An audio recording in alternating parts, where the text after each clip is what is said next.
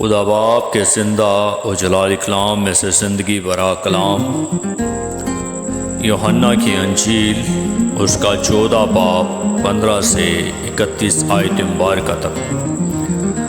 اگر تم مجھ سے محبت رکھتے ہو تو میرے حکموں پر عمل کرو گے، اور میں باپ سے درخواست کروں گا تو وہ تمہیں دوسرا مددگار بخشے گا کہ ابد تک تمہارے ساتھ رہے، یعنی روح حق، جسے دنیا حاصل نہیں کر سکتی کیونکہ نہ اسے دیکھتی ہے اور نہ جانتی ہے۔ تم اسے جانتے ہو کیونکہ وہ تمہارے ساتھ رہتا ہے اور تمہارے اندر ہوگا۔ میں تمہیں یتیم نہ چھوڑوں گا، میں تمہارے پاس آؤں گا۔ تھوڑی دیر باقی ہے کہ دنیا مجھے پھر نہ دیکھے گی، مگر تم مجھے دیکھتے رہو گے، کیونکہ میں جیتا ہوں، تم بھی جیتے رہو گے۔ اس روز تم جانو گے کہ میں اپنے باپ میں ہوں اور تم مجھ میں اور میں تم میں۔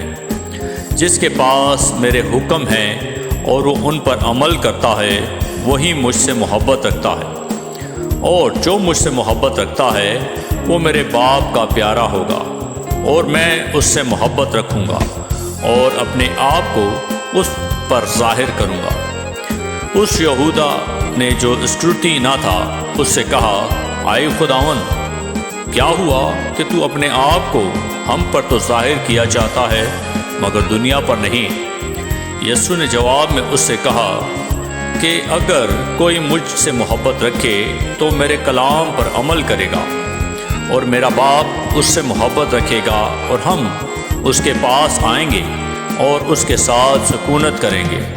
جو مجھ سے محبت نہیں رکھتا وہ میرے کلام پر عمل نہیں کرتا، اور جو کلام تم سنتے ہو وہ میرا نہیں بلکہ باپ کا ہے جس نے مجھے بھیجا۔ میں نے یہ باتیں تمہارے ساتھ رہ کر تم سے کہیں، لیکن مددگار یعنی روح القدس جسے باپ میرے نام سے بھیجے گا وہی تمہیں سب باتیں سکھائے گا، اور جو کچھ میں نے تم سے کہا ہے وہ سب تمہیں یاد دلائے گا۔ میں تمہیں اطمینان دیے جاتا ہوں، اپنا اطمینان تمہیں دیتا ہوں، جس طرح دنیا دیتی ہے میں تمہیں اس طرح نہیں دیتا۔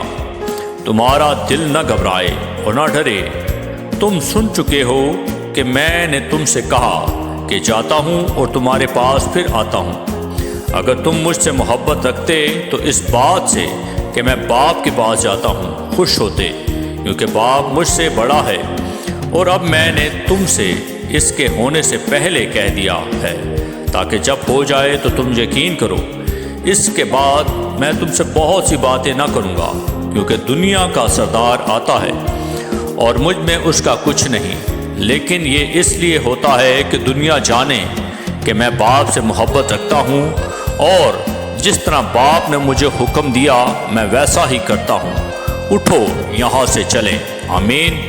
کلام کے پڑھے اور سنے جانے پر خداوند کی برکت ہو، خداوند کا شکر ہو۔ آمین۔